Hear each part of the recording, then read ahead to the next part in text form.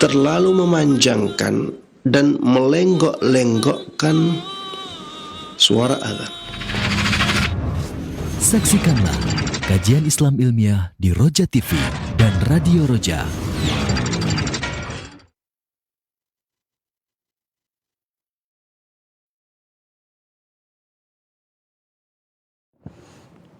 Assalamualaikum warahmatullahi wabarakatuh.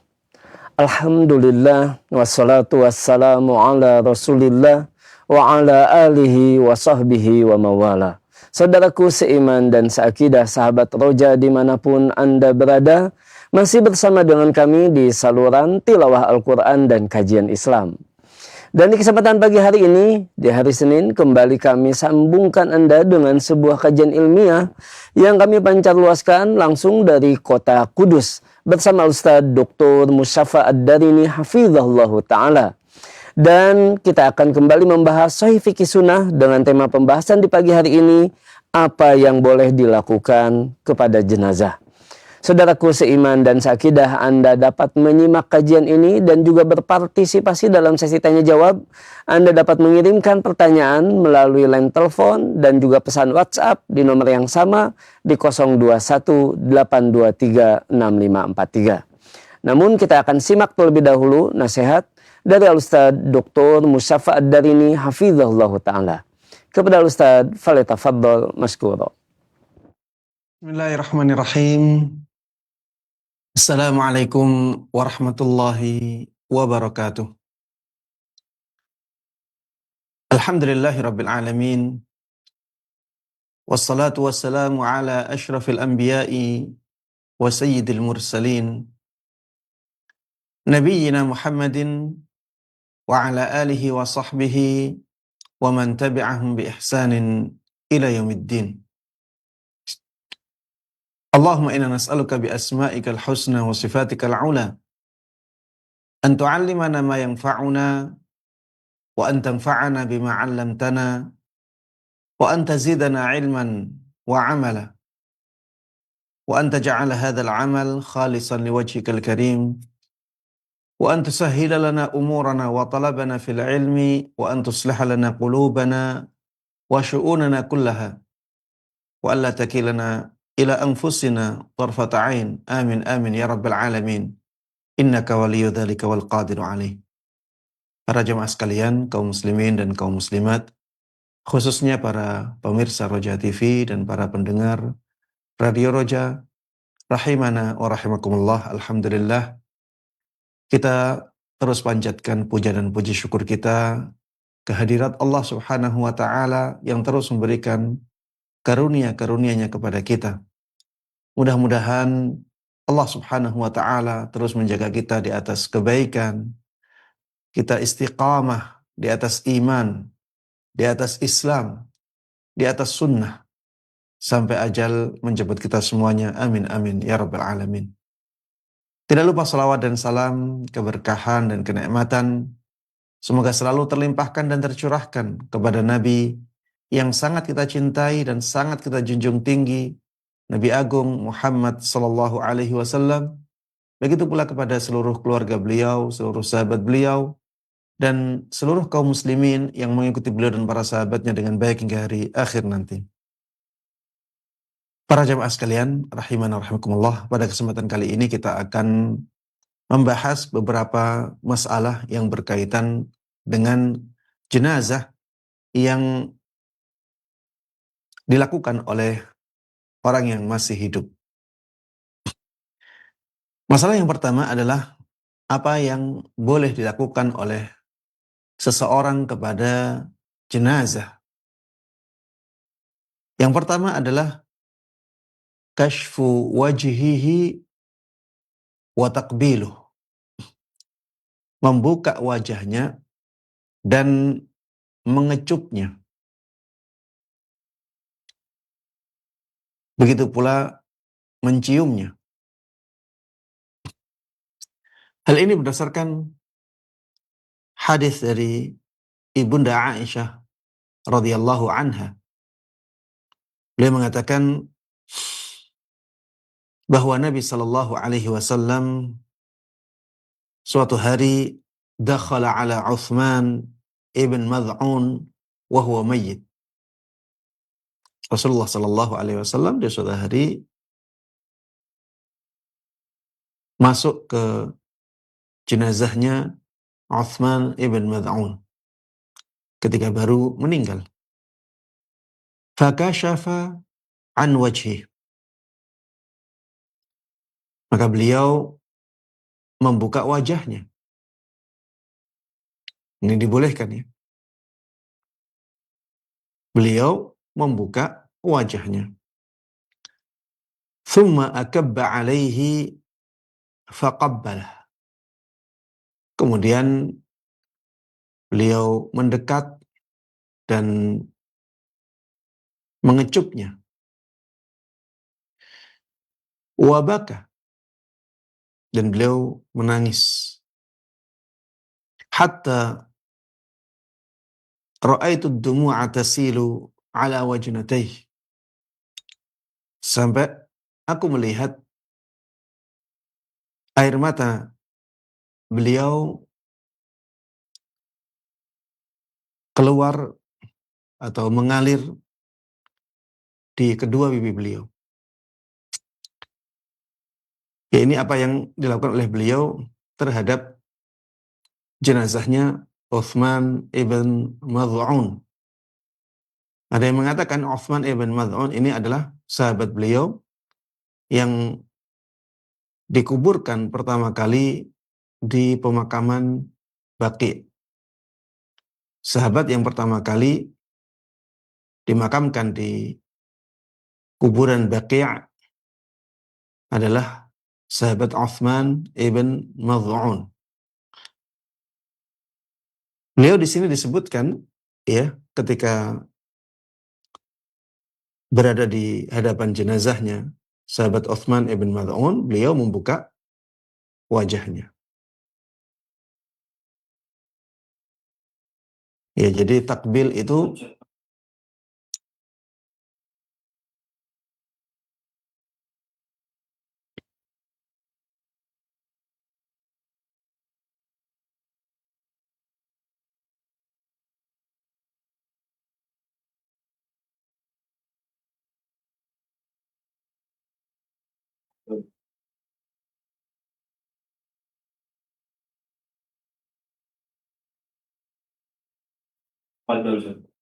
taib. Para jemaah sekalian rahimana rahimakumullah, di dalam hadis yang disampaikan oleh Ibunda Aisyah radhiyallahu anha disebutkan bahwa Rasulullah sallallahu alaihi wasallam membuka wajahnya sahabat Uthman ibn Mad'un ketika beliau sudah meninggal. Kemudian beliau menundukkan dirinya dan mengecupnya. Mengecup ini dengan mulut ya. Beliau mengecupnya. Kemudian disebutkan di sini beliau menangis sebagai bentuk kasih sayang kepada sahabat Uthman ibn Mad'un. Adapun tentang mencium, kalau mencium dengan hidung ya. Tentang mencium ada hadis dari Nabi kita Muhammad sallallahu alaihi wasallam ketika beliau berada di hadapan jenazahnya putranya yaitu Ibrahim. Disebutkan di dalam hadis tersebut fa akhadha Rasulullah sallallahu alaihi wasallam Ibrahim faqabbalahu wa shammahu. Maka akhirnya Rasulullah sallallahu alaihi wasallam mengambil jenazahnya Ibrahim, kemudian beliau mengecupnya dan menciumnya.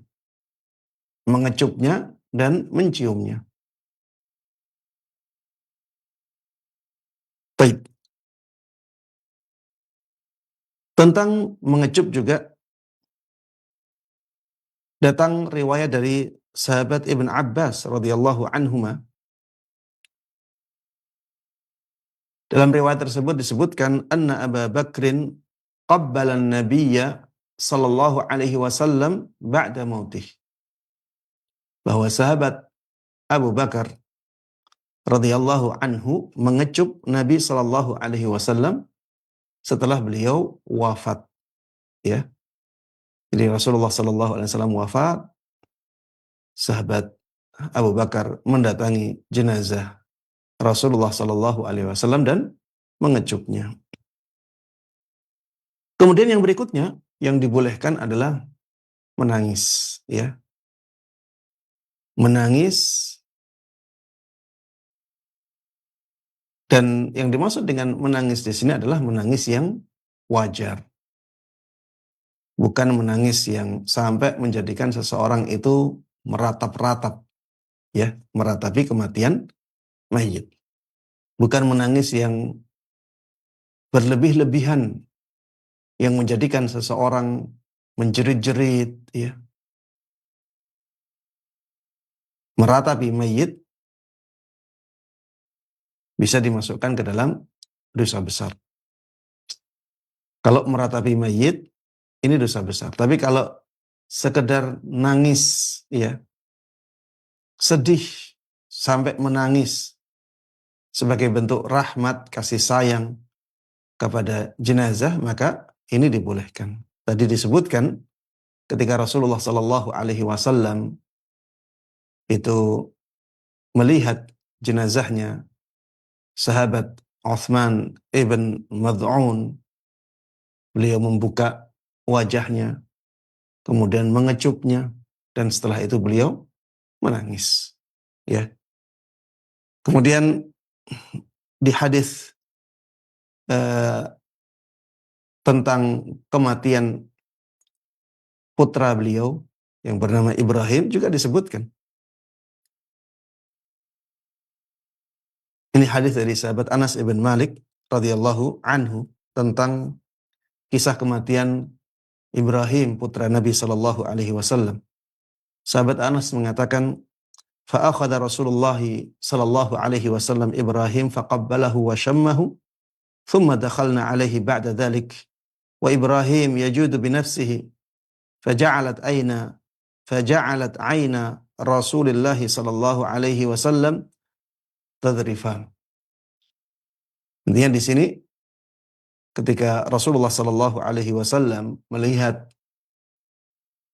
putra beliau hampir meninggal, ya, beliau menitikkan air matanya. Ketika beliau melihat, ya, nyawa anaknya keluar dari jasadnya, beliau menangis. Ketika beliau menangis, sahabat Abdurrahman ibn Auf yang ada di dekat beliau mengatakan, wa anta ya Rasulullah. Sahabat Abdurrahman ibn Auf mengatakan, engkau juga menangis wahai Rasulullah sallallahu alaihi wasallam. Seakan-akan sahabat Abdurrahman ibn Auf ini heran kenapa Rasulullah sallallahu alaihi wasallam menangis. Sepertinya beliau melihat menangisi mayit itu sesuatu yang tidak dibolehkan.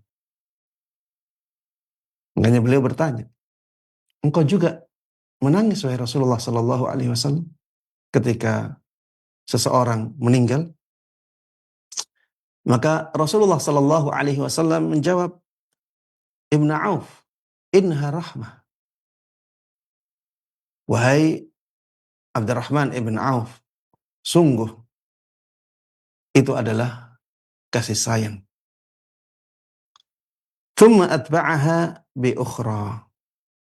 Faqal innal 'aina tadma' wal qalba yahzan wa la naqul illa ma yurdi rabbana wa inna bi firaqika ya Ibrahim lamahzunun.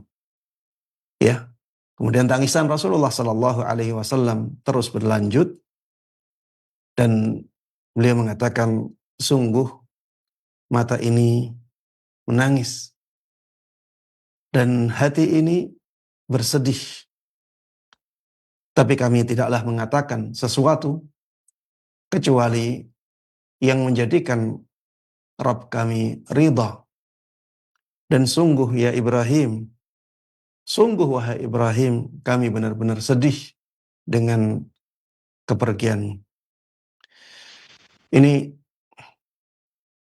menunjukkan ya betapa sayangnya Rasulullah Sallallahu Alaihi Wasallam kepada putra beliau yang bernama Ibrahim. Islam adalah agama yang tidak bertentangan dengan fitrah manusia. Bahkan Islam disebut dengan sebutan fitrah. Karena memang Islam ini selalu selaras dengan fitrah manusia. Kullu mauludin yuladu 'alal fitrah. Kata Rasulullah sallallahu alaihi wasallam, semua anak yang dilahirkan itu dilahirkan di atas agama Islam. Di sini agama Islam disebut dengan fitrah. Fa'abawahu yuhawwidanihi au yunassiranihi au yumajjisanihi. Kemudian kedua orang tuanya lah yang menjadikan dia Yahudi atau Nasrani atau Majusi. Ketika yang disebutkan setelahnya adalah Yahudi, Nasrani, dan Majusi, maka jelas yang dimaksud dengan fitrah adalah Islam. Allah Subhanahu wa taala juga menyebut agama Islam dengan fitrah, yaitu dalam firman-Nya, "Fa'aqim wajhaka lid-dini hanifa fitratallah allati fataran nasa 'alaiha." Tegakkanlah wajahmu untuk agama ini dengan mentauhidkan Allah Subhanahu wa taala. Fitratallah, itulah fitrahnya Allah. Itulah fitrah yang Allah ciptakan. Itulah Islam. Allati fataran nasa 'alaiha, yang Allah jadikan manusia di atasnya.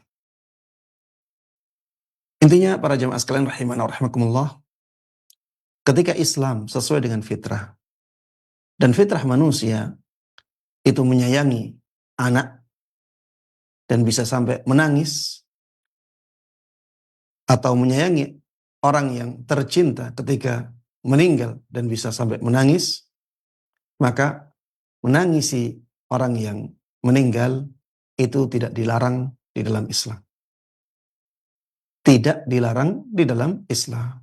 Selagi tangisan tersebut bukan tangisan yang berlebih-lebihan, yang sampai menjadikan seseorang meratap-ratap, ya, menjadikan seseorang mengatakan kata-kata yang dimurkai oleh Allah Subhanahu wa taala, kata-kata yang menunjukkan ketidakrelaan seseorang kepada takdir Allah Subhanahu wa taala, atau menjadikan seseorang akhirnya melakukan hal-hal yang dimurkai oleh Allah Subhanahu wa taala. Misalnya merobek-robek bajunya, memukul-mukul pipinya, atau menjadikan rambut kepalanya acak-acak, ya, dan yang semisalnya. Para jemaah sekalian rahimani wa rahimakumullah, tentang menangis ini juga ditunjukkan, ya, bolehnya menangis karena seseorang akan meninggal atau seseorang meninggal. Ini ditunjukkan di antaranya oleh riwayat di dalam Sahih Bukhari dan Sahih Muslim. Disebutkan ketika Sa'ad ibn Ubadah sakit, bahkan Nabi sallallahu alaihi wasallam, maka Rasulullah sallallahu alaihi wasallam menangis. Falamma ra'al qaumu buka'ahu baqaw. Ketika orang-orang melihat tangisan Nabi Shallallahu Alaihi Wasallam, maka akhirnya mereka pun menangis. Faqala ala tasma'un. Maka Rasulullah Shallallahu Alaihi Wasallam mengatakan kepada orang-orang, tidakkah kalian mendengar? Innallaha la yu'adzibu bidam'il ain. Sesungguhnya Allah Subhanahu wa taala tidaklah menyiksa seseorang karena sebab air mata. Wala bihuznil qalb. Allah juga tidak mengadab seseorang karena sebab sedihnya hati. Walakin yu'adzibu bihadza wa asyara ila lisanihi aw yarham. Akan tetapi Allah Subhanahu wa taala mengadab dengan ini. Ya, beliau mengisyaratkan lisannya, ya. Memberikan isyarat kepada lisannya. Allah Subhanahu wa taala bisa mengadab seseorang dengan lisannya. Aw yarham, atau sebaliknya Allah Subhanahu wa taala bisa merahmati seseorang karena lisannya. Wa innal mayyita la yu'adzabu bibukai ahlihi alaihi. Dan sungguh seorang mayit benar-benar bisa diadab atau disakiti dengan atau karena sebab tangisan keluarganya kepadanya. Ya, ini nanti akan kita bahas ya permasalahan ini. Apakah seorang mayit benar-benar bisa disiksa oleh Allah Subhanahu wa taala karena sebab tangisan keluarganya atau orang-orang kepadanya? Yang kita inginkan dari riwayat ini dalam konteks ini adalah bahwa beliau menangis, ya. Dan ketika itu Sa'ad ibn Ubadah belum meninggal, ya. Beliau menangis. Dan beliau juga membolehkan para sahabatnya menangis. Kalau sebelum kematian saja boleh menangis, apalagi setelah kematian. Karena musibah, karena sakit itu lebih ringan daripada musibah karena meninggalnya seseorang. Ya, saya ulangi, musibah karena sakitnya seseorang itu lebih ringan daripada musibah karena meninggalnya seseorang. Kalau karena sakitnya seseorang saja dibolehkan menangis, padahal musibah itu lebih ringan, apalagi setelah meninggalnya. Maka lebih dibolehkan lagi untuk menangis karena musibah meninggalnya seseorang itu lebih berat. Tapi yang berikutnya, ini sahabat Jabir pernah menangisi ayahnya di depan Rasulullah Sallallahu Alaihi Wasallam, dan beliau tidak mengingkari tangisan dari sahabat Jabir ibn Abdullah. Disebutkan di sini, wa kashafa Jabir ibn Abdullah radhiyallahu anhuma ats-tsauba an wajhi abih wa baka alaihi bi hadratin Nabi sallallahu alaihi wasallam. Ya. Jadi ketika ayahnya sahabat Jabir ibn Abdullah meninggal, ya, wajahnya ditutupi dengan kain. Maka ketika sahabat Jabir datang, beliau membuka kain yang menutupi wajah ayahnya. Dan beliau menangis. Kejadian itu di hadapan Nabi Sallallahu Alaihi Wasallam. Dan Nabi Sallallahu Alaihi Wasallam tidak mengingkarinya sama sekali. Ini menunjukkan ya bahwa perbuatan tersebut bukanlah perbuatan yang terlarang. Ya, bukanlah perbuatan yang terlarang. Karena tidak diingkari oleh Nabi Sallallahu Alaihi Wasallam. Ini kekhususan Nabi Sallallahu Alaihi Wasallam, ya. Jadi jangan sampai yang seperti ini kita terapkan pada ulama atau ustadz atau guru kita. Karena ada perbedaan yang sangat mencolok, ya, antara seorang ulama atau ustadz atau guru kita dengan Rasulullah Sallallahu Alaihi Wasallam. Kalau Rasulullah Sallallahu Alaihi Wasallam itu maksum, ya. Beliau bebas dari kesalahan. Kalau beliau melakukan kesalahan, langsung diingatkan oleh Allah Subhanahu wa Ta'ala. Sedangkan para ulama, para ustadz, para guru-guru kita tidak demikian. Jangan sampai kita berdalil ya. Ini pernah dilakukan di hadapan Ustadz Fulan. Ini pernah dilakukan di hadapan ulama Fulan. Ini pernah dilakukan di hadapan guru kita. Dan mereka diam. Itu menunjukkan bolehnya hal tersebut. Tidak bisa seperti ini.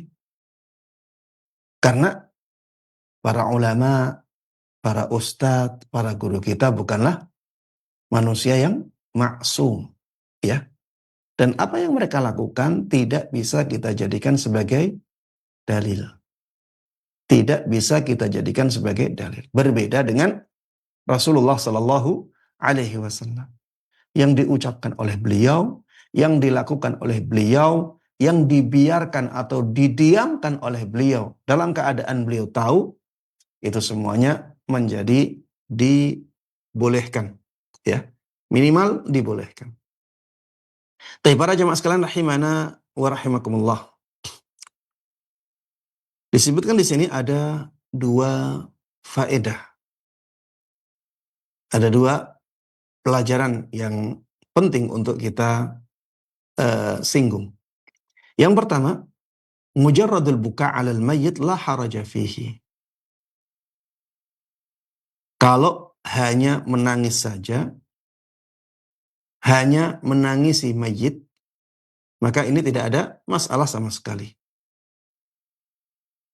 Ini tadi sudah ana singgung sedikit ya. Sini disebutkan lebih jelas. Wa innama yumna'u takallumu bil lisani bima fihi tasakhutun ala qadarillah. Akan tetapi yang dilarang adalah mengucapkan dengan lisan kata-kata yang di dalamnya ada hal-hal yang dimurkai oleh Allah Subhanahu wa Ta'ala, yaitu benci kepada takdir. Ini tadi sudah saya singgung ya. Yang dilarang itu mengucapkan kata-kata yang menunjukkan bahwa dia tidak rela kepada takdir Allah Subhanahu wa Ta'ala. Begitu pula wan niyahah al-muharramah. Meratapi mayit yang diharamkan. Meratapi mayit yang diharamkan. Ya misalnya menjerit-jerit ya. Kemudian menyebut-nyebut kemuliaan, keutamaan, ketinggian, kedudukan mayit. Disebut-sebut ya. Yang menunjukkan bahwa dia itu tidak rela dengan takdir Allah Subhanahu wa Ta'ala. Maka yang seperti ini jelas diharamkan. Lakin la ba'sa aidan bitawajju'i lil mayyit 'inda ihtidarihi. Dan tidak mengapa juga ya. At-tawajju' mengatakan kata-kata yang menunjukkan kesedihan kepada mayit 'inda ihtidarihi. Ketika seseorang mendekati kematiannya. Bimithli qawli Fatimah radhiyallahu anha fi ihtidharin Nabi sallallahu alaihi wasallam. Dengan ucapan yang seperti ucapannya Fatimah putri Nabi sallallahu alaihi wasallam ketika Nabi sallallahu alaihi wasallam mendekati ajalnya. Ketika itu Fatimah radhiyallahu anha mengatakan wa karba abah. Sungguh betapa sakitnya ayahku. Sungguh betapa sakitnya ayahku. Dan Rasulullah Sallallahu Alaihi Wasallam ketika itu sadar dan beliau tidak mengingkari kata-kata ini. Tapi beliau mengatakan, laisa ala abika, laisa ala abiki karbun ba'dal yaum. Kata beliau, ayahmu tidak akan sakit lagi setelah hari ini. Setelah hari ini, ayahmu tidak akan sakit lagi. Ini isyarat dari beliau bahwa beliau akan meninggal di hari itu. Dan dari sini juga ya kita bisa mengambil kesimpulan bahwa perkataan-perkataan yang seperti ini ya yang dikatakan oleh Fatimah radhiyallahu anha tidaklah dilarang karena Rasulullah Shallallahu alaihi wasallam mendiamkannya, tidak mengingkarinya. Kemudian pelajaran yang kedua yang penting untuk kita singgung adalah masalah apakah mayit itu bisa disiksa karena sebab tangisan keluarganya? Apakah mayit bisa disiksa karena tangisan keluarganya? Ini yang tadi Ana sampaikan bahwa nanti akan ada pembahasan masalah ini. Para ulama berbeda pendapat dalam masalah ini. Ada dua pendapat yang kuat ya dalam masalah ini. Yang pertama pendapat yang mengatakan bahwa mayit bisa disiksa karena tangisan keluarganya. Tapi yang dimaksud dengan siksaan di sini adalah mayit merasa terganggu. Mayit merasa terganggu dengan tangisan keluarganya. Mayit merasa sedih karena tangisan keluarganya. Ini pendapat yang pertama. Pendapat ini dipilih oleh sebagian ulama ya, di antaranya Syekhul Islam Ibnu Taimiyah rahimahullah. Pendapat ini juga dipilih oleh Syekh Muhammad Ibn Shalih Al-Utsaimin dan juga ulama yang lainnya. Namun pendapat ini pendapat minoritas. Jadi pendapat ini mengatakan bahwa memang mayit itu bisa diazab, disiksa oleh atau karena tangisan keluarganya. Tapi yang dimaksud dengan diazab atau disiksa itu bukan disiksa yang berat ya. Tapi maksudnya perasaannya menjadi terganggu, dia menjadi sedih ya.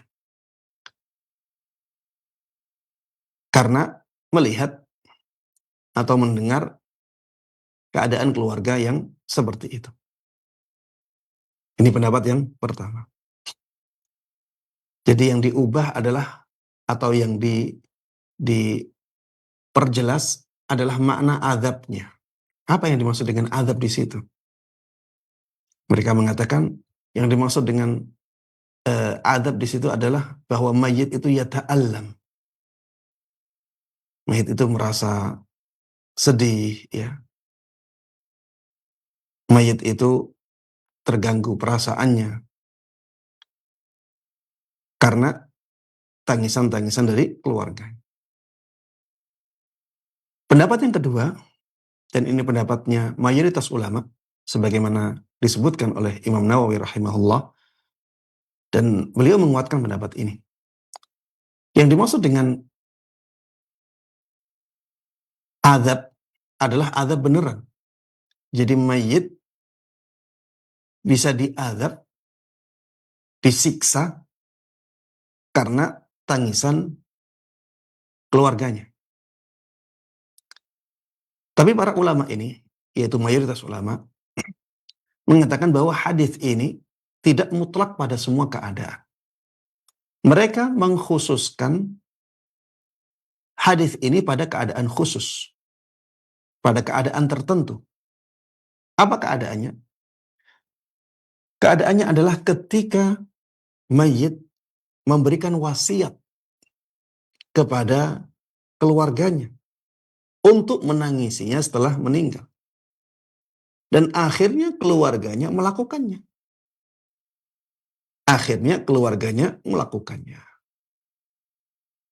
Maka ini merupakan kemaksiatan dari mayit. Ini merupakan pelanggaran dari mayit. Ini dosa dari mayit. Makanya dia disiksa karenanya. Benar-benar disiksa. Jadi bukan hanya merasa sedih, tapi benar-benar disiksa. Atau keadaannya, keluarga mayit sudah terbiasa melakukan ratapan. Ya. Jadi keluarga mayit itu terbiasa melakukan ratapan ketika ada yang meninggal. Tapi mayit itu tidak berwasiat atau berpesan untuk meninggalkan kebiasaan itu. Maka dia meninggalkan sesuatu yang diwajibkan. Sehingga ini menjadi apa? Menjadi maksiat, menjadi dosa. Dan karenanya akhirnya mayit itu disiksa ketika keluarganya melakukan ratapan. Ya, ini pendapatnya mayoritas ulama.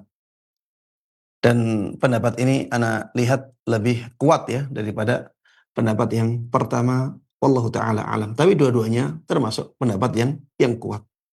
Dan dua-duanya menjaga agar hadis tersebut tetap bisa diamalkan. Ya. Dua-duanya, dua pendapat ini tetap menjaga agar hadis tersebut memang benar-benar diamalkan. Hanya saja mereka memaknai hadis tersebut dengan makna tertentu. Di pendapat yang pertama, ya, memaknainya dengan mengatakan bahwa yang dimaksud dengan adab di situ bukan adab yang keras, ya, tapi yang dimaksud dengan adab di situ adalah yata'allam. Dia merasa bersedih, ya. Dia menjadi tidak bahagia karena tangisan-tangisan dari keluarganya. Ini mengkhususkan makna azab pada keadaan yang seperti itu. Hatinya terganggu, hatinya bersedih, kebahagiaannya berkurang. Adapun pendapat yang kedua, memaknai azab ini dengan azab yang sebenarnya. Tapi mereka mengatakan ini tidak dalam semua kondisi. Karena kalau dimaknai dalam semua kondisi atau dibawa ke makna semua kondisi, maka akan bertentangan dengan firman Allah Subhanahu wa taala, "Wala taziru waziratu wizra ukhra." Jadi seseorang itu tidak menanggung kesalahan orang lain. Makanya mereka memaknai hadis ini dalam keadaan tertentu, yaitu keadaan ketika seorang mayit berwasiat agar keluarganya meratapinya setelah meninggal. Atau ketika seorang mayit melihat kebiasaan di daerahnya, kebiasaan di keluarganya meratapi mayit setelah meninggalnya, setelah itu, tapi dia tidak berwasiat untuk meninggalkan hal tersebut. Sehingga dia dianggap meninggalkan kewajiban juga, yaitu tarku ingkaril munkar. Ya. Dia meninggalkan ingkarul munkar yang diwajibkan kepadanya. Para jemaah sekalian rahimana wa rahimakumullah, yang jelas dua pendapat ini memaknai tangisan itu sebagai tangisan yang di dalamnya ada hal-hal yang diharamkan, yang berlebihan intinya. Bukan hanya tangisan biasa. Kalau hanya tangisan biasa, maka tidak masalah. Hal tersebut dilakukan oleh Rasulullah Sallallahu Alaihi Wasallam. Ya, beliau juga melihat para sahabatnya menangisi mayit, tidak ada masalah. Ya, jadi menangisi mayit tidak ada masalah. Yang menjadi masalah adalah meratapi mayit. Menangis yang berlebih-lebihan sampai menjadikan dia terjatuh ke dalam tindakan meratapi mayyit. Itulah yang dimaksud dengan buka di sini. Wa innal mayyita la yu'adzabu bi buka'i ahlihi alaih. Sesungguhnya mayyit benar-benar akan disiksa dengan tangisan keluarganya atasnya. Tangisan di sini yang dimaksud adalah tangisan yang berlebih-lebihan yang menjatuhkan pelakunya kepada tindakan meratapi mayit. Ya, semua ulama sepakat akan hal ini. Jadi bukan hanya tangisan biasa, ya. Jadi mohon ini difahami sebagaimana para ulama memahaminya.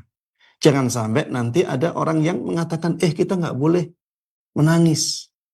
Ya, sebagaimana difahami oleh sebagian orang yang baru belajar.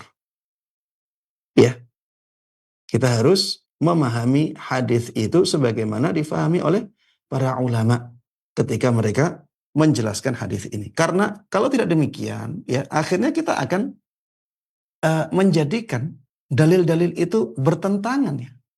Loh, di sini dikatakan mayit disiksa karena tangisan keluarganya, berarti menangis nggak boleh. Tapi kok Rasulullah Shallallahu Alaihi Wasallam menangis? Para sahabatnya menangis di hadapan Nabi, ternyata tidak ada masalah. Beliau diamkan. Nah, kalau kita tidak memahami hadis yang pertama, sebagaimana difahami oleh para ulama, akhirnya terjadi yang seperti ini. Akhirnya kita malah menganggap ada beberapa hadis yang bertentangan. Baik, para jemaah sekalian rahimana wa rahimakumullah. Ada hal yang diwajibkan kepada orang yang ditinggalkan oleh mayit, yaitu bersabar. Bersabar ketika ada orang yang meninggal. Sabar ini wajib. Menahan diri dari sesuatu yang dimurkai oleh Allah Subhanahu wa taala adalah kewajiban. Maka kita harus benar-benar menjalankan. Kenapa sabar di sini wajib? Karena kalau tidak sabar, maka kita akan terjatuh ke dalam hal-hal yang diharamkan. Makanya sabar di sini menjadi wajib.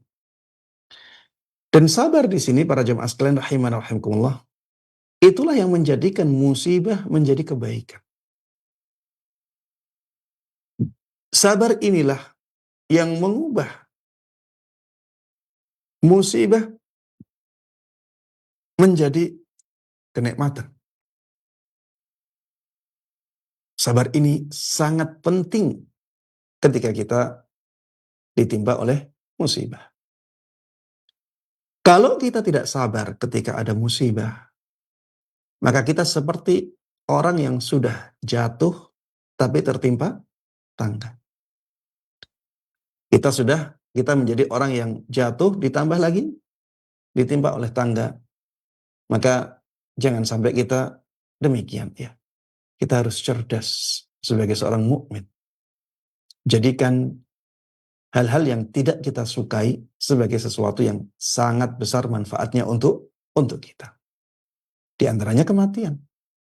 Kematian orang tua, kematian anak, kematian teman seperjuangan, kematian istri, kematian suami, kematian orang-orang tercinta. Jangan kita jadikan sebagai sesuatu yang merugikan kita.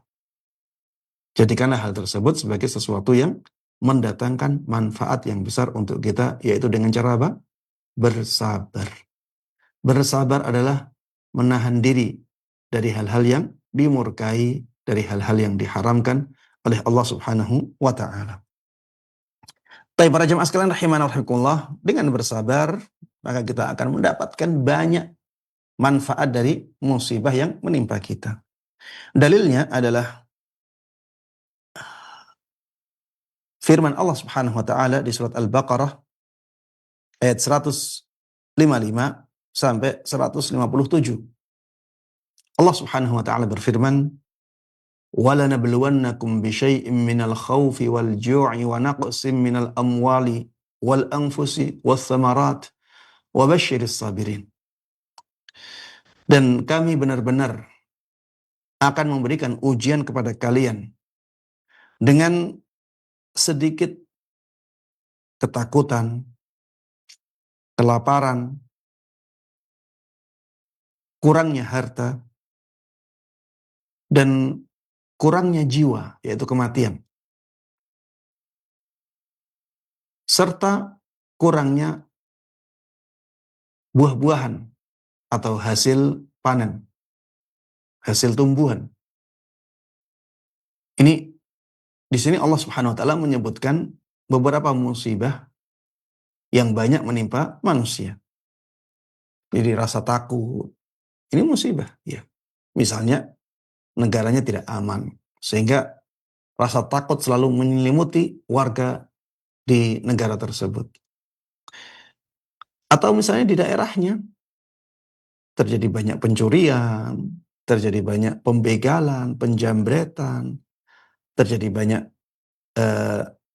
pemukulan, pemerkosaan. Akhirnya dia diliputi oleh rasa takut, rasa khawatir. Ya, ini musibah.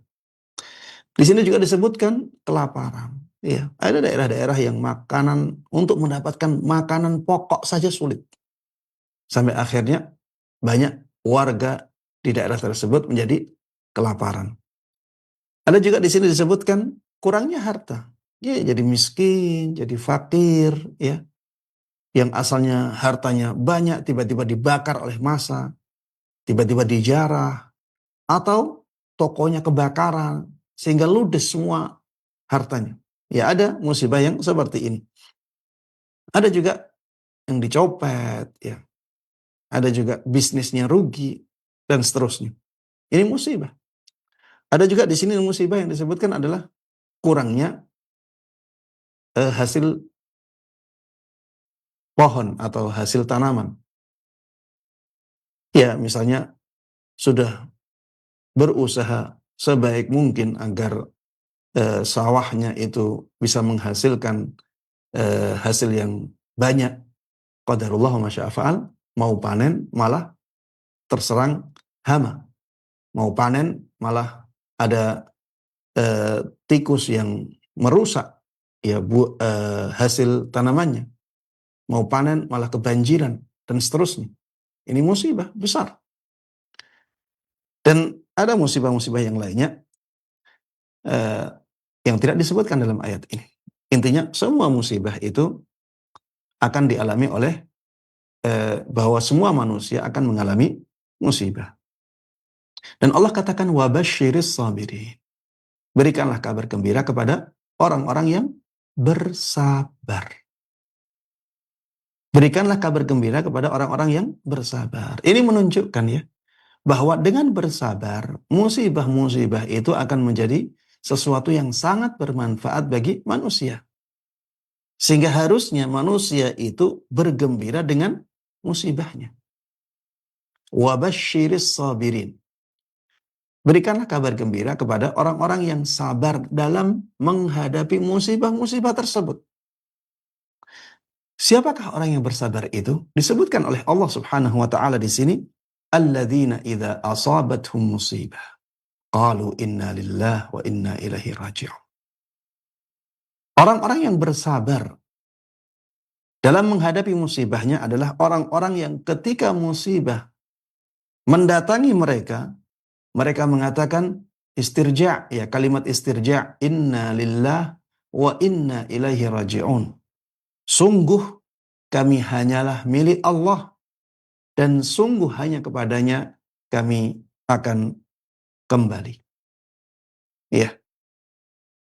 Qalu inna lillahi wa inna ilaihi raji'un. Ketika datang musibah mengatakan kata-kata ini. Dan ini bukan hanya kata-kata saja ya. Ini kata-kata yang diterapkan dalam tindakan. Jadi lisannya mengatakan kata-kata ini, hatinya ridha dengan takdir Allah Subhanahu wa taala. Badannya, anggota badannya tidak melakukan hal-hal yang menunjukkan ketidakrelaan dia terhadap takdir Allah Subhanahu wa taala. Ya bukan mengatakan inna lillahi wa inna ilaihi raji'un, tapi setelah itu meratap-ratap. Tapi setelah itu barang-barang di rumahnya hancur semuanya. Tapi setelah itu dia memukul-mukul pipinya, menjambak-jambak rambutnya, merobek-robek pakaiannya. Jadi di sini bukan hanya ucapan, tapi ucapan di sini benar-benar keluar dari hatinya dan diterapkan dengan anggota badannya. Inna lillah wa inna ilaihi raji'un. Sungguh kami hanyalah milik Allah. Dan sungguh hanya kepadanya kami akan kembali. Ini arti dari inna lillah wa inna ilaihi raji'un. Kita ingatkan makna ini kepada diri kita. Sehingga musibah itu menjadi ringan. Yang diambil itu milik Allah Subhanahu wa ta'ala. Jadi harta kita yang hilang itu milik Allah Subhanahu wa ta'ala. Nyawa yang diambil itu milik Allah Subhanahu wa ta'ala, bukan milik kita. Bahkan kita pun akan kembali kepadanya. Bukan hanya harta kita yang akan diambil oleh Allah Subhanahu wa ta'ala, kita pun akan kembali. Kita pun akan diambil oleh Allah Subhanahu wa ta'ala. Inna lillah wa inna ilaihi raji'un. Sungguh kami hanyalah milik Allah, bukan milik yang lain.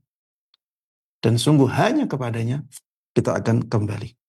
Orang yang melakukan hal ini, yaitu sabar menghadapi musibah-musibah yang Allah timpakan kepadanya, dikatakan oleh Allah Subhanahu wa ta'ala di sini, ulaika alaihim salawatum min rabbihim wa rahmah wa ulaika humul muhtadun. Ini manfaat yang sangat besar bagi seseorang ketika dia bersabar menghadapi musibah. Allah katakan, ulaika alaihim salawatum min rabbihim. Mereka itulah orang-orang yang mendapatkan salawat-salawat dari Rabb mereka. Yang dimaksud dengan salawat-salawat di sini adalah pujian-pujian. Jadi mereka dipuji-puji oleh Allah Subhanahu wa ta'ala. Mereka dibangga-banggakan oleh Allah Subhanahu wa ta'ala. Warahmah.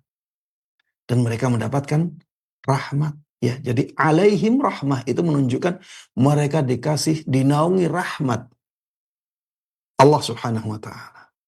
Dinaungi rahmat itu menunjukkan mereka mendapatkan rahmat yang banyak. Ulaika alaihim salawatum min rabbihim wa rahmah. Ay ulaika alaihim rahmatun min rabbihim. Jadi mereka benar-benar dinaungi rahmat oleh Allah dinaungi rahmat Allah Subhanahu wa ta'ala. Allah memberikan kepada mereka rahmat kasih sayang yang sangat luar biasa. Kemudian wa ulaika humul muhtadun. Dan mereka itulah orang-orang yang mendapatkan hidayah. Ya, ini tazkiyah dari Allah Subhanahu wa ta'ala. Makanya para jemaah sekalian rahimana rahimakumullah, jadikanlah setiap musibah yang menimpa kita sebagai sesuatu yang mendapatkan banyak manfaat untuk kita. Jangan sampai kita sudah berat dengan musibah, malah kita tambahi dengan tindakan tidak bersabar, yang itu sebagaimana dalam pepatah bahasa Indonesia, sudah jatuh tertimpa tangga. Jadilah seorang mukmin yang dikatakan oleh Nabi kita Muhammad sallallahu alaihi wasallam, ajaban li amril mu'min, inna amrahu kullahu khair. In asabathu sarra syakar fakana khairan lah, wa in asabathu dharra sabar fakana khairan lah. Sungguh menakjubkan keadaan seorang mukmin. Sesungguhnya semua keadaannya bisa menjadi keadaan yang paling baik untuk dirinya. Apabila kemudahan mendatanginya, maka dia bersyukur. Dan itulah keadaan yang paling baik untuk dia. Wa in asabathu dharra sabar. Apabila kesulitan, kemudaratan, musibah menimpa dia, maka dia bersabar. Dan itulah keadaan yang paling baik untuk dirinya. Demikian para jemaah sekalian rahimanallah yang bisa kita bahas bersama pada kesempatan kali ini, mudah-mudahan bermanfaat dan Allah berkahi. Amin amin ya rabbal alamin. Wa sallallahu wa sallama wa baraka ala nabiyyina Muhammadin wa ala alihi wa sahbihi wa man tabi'ahum bi ihsanin ila yaumiddin. Alhamdulillahi rabbil alamin. Jazakallahu khairan kami sampaikan kepada Ustaz Dr. Musyafa Ad-Darini hafizahullah ta'ala yang telah membimbing kita dalam mengkaji Sahih Fikih Sunnah terkait pembahasan apa yang boleh dilakukan pada mayat. Dan untuk selanjutnya kita akan bacakan pertanyaan melalui pesan WhatsApp dari hamba Allah di Cibubur dan juga penanya lainnya di Sumatera Selatan. Izin bertanya Ustadz, apakah benar saat mencium jenazah tersebut tidak boleh terkena tetesan air mata? Dan juga apakah benar apabila jenazah yang sudah dimandikan terkena air mata harus dimandikan kembali? Tafadhol Ustaz. Allah, ini pertanyaan yang unik ya. Tapi mungkin saja anggapan seperti ini tersebar di tengah-tengah masyarakat ya. Kalau di tengah-tengah penuntut ilmu, mungkin tidak ada yang membayangkan anggapan seperti ini ada di masyarakat. Ya, para jamaah sekalian rahimana wa rahimakumullah, ketika mencium mayit atau mengecupnya, maka tidak ada larangan atau tidak ada syarat bahwa dia tidak boleh menangis ketika itu. Atau kalau dia menangis, maka air matanya tidak boleh sedikit pun menetes di wajah mayit. Ya, tidak ada yang seperti ini. Boleh-boleh saja. Ya, boleh-boleh saja. Yang penting jangan disengaja saja ya. Ya, kalau misalnya dia menangis kemudian mengecup ya, karena air matanya keluar akhirnya jatuh ke wajah mayit, maka ini tidak ada masalah. Dan itu tidak membatalkan mandinya mayit. Air mata itu tidak najis, para jemaah sekalian rahimana rahimakumullah. Itu bukan kotoran, ya.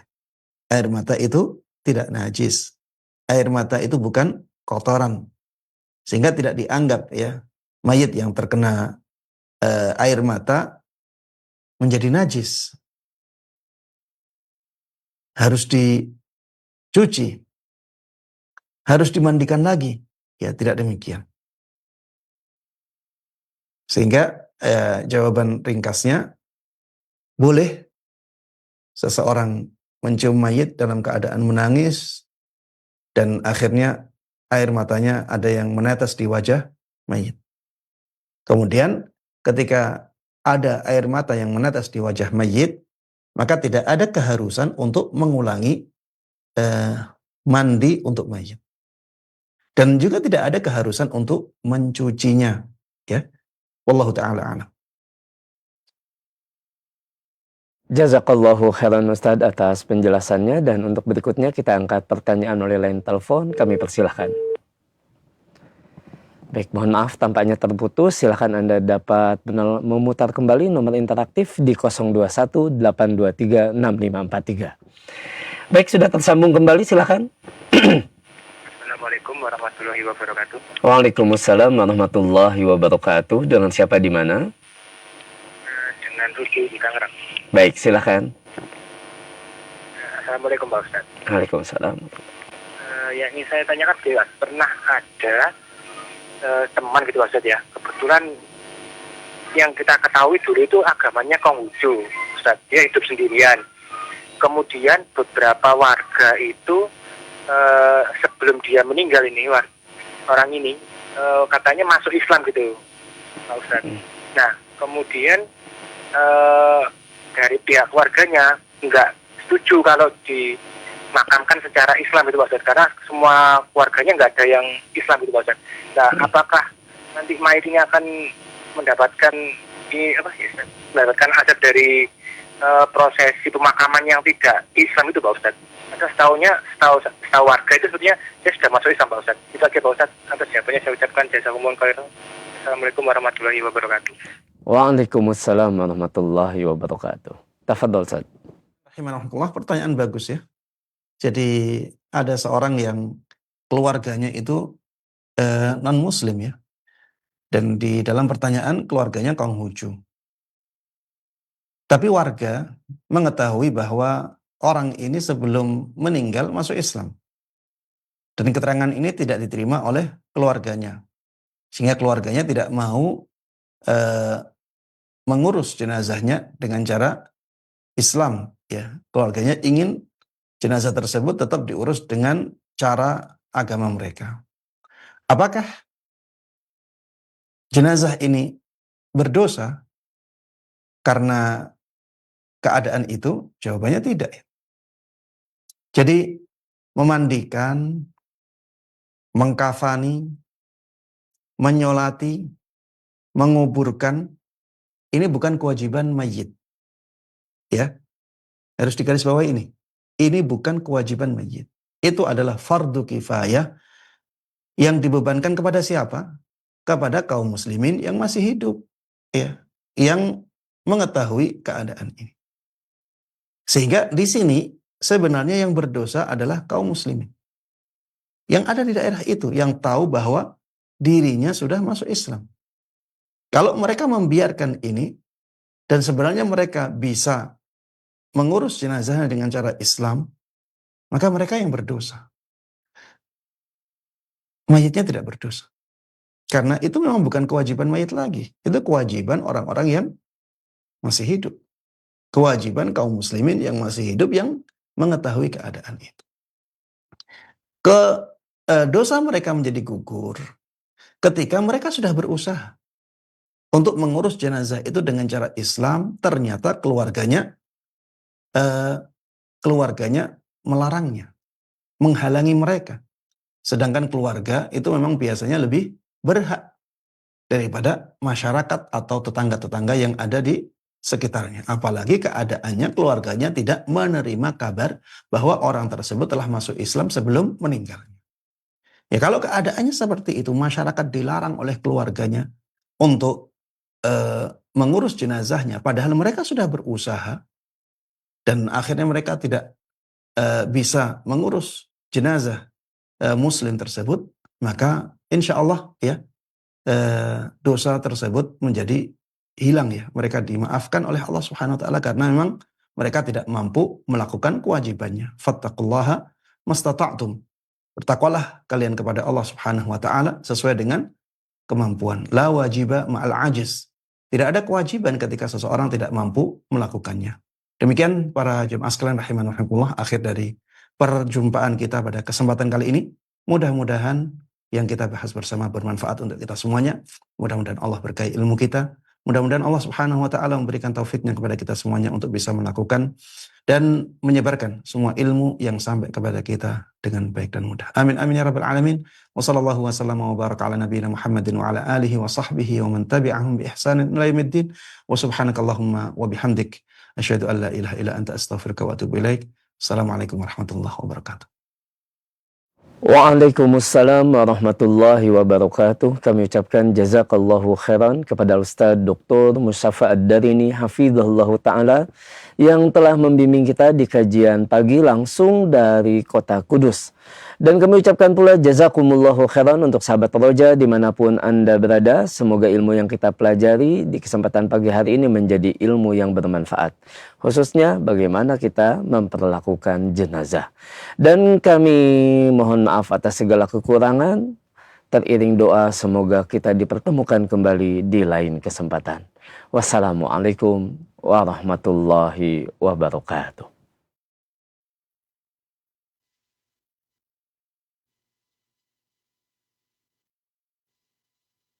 Simak Radio Roja Bogor 100.1 FM, Radio Roja Majalengka 93.1 FM.